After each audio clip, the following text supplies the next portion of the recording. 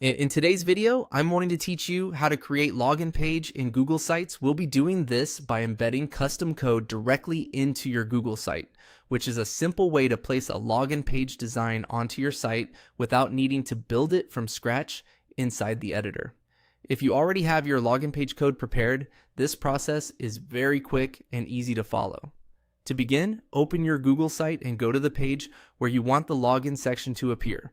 Make sure you're in editing mode so you can add new content to the page. It's a good idea to decide in advance where the login form should sit, such as near the top of the page or in a dedicated section, so the layout looks clean and intentional.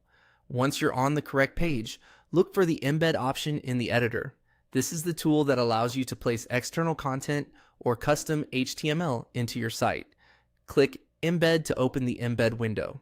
This is the key feature you'll use for adding your login page. After the embed panel opens, choose the embed code option. Google Sites usually gives you different ways to embed content, but for a custom login page, you'll want to use the code option rather than a link. This ensures your custom design is placed directly into the page as an embedded element. Now paste your code into the provided field. This should be the full code for your login page. Before moving on, take a moment to double check that everything has been pasted correctly and that there are no missing parts.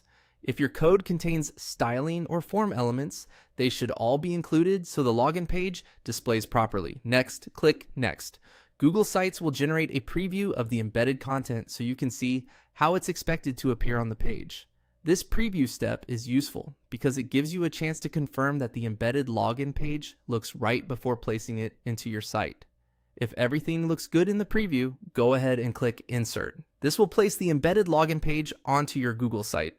Once it appears on the page, you can reposition it or resize the embedded frame if needed so it fits better with the rest of your content.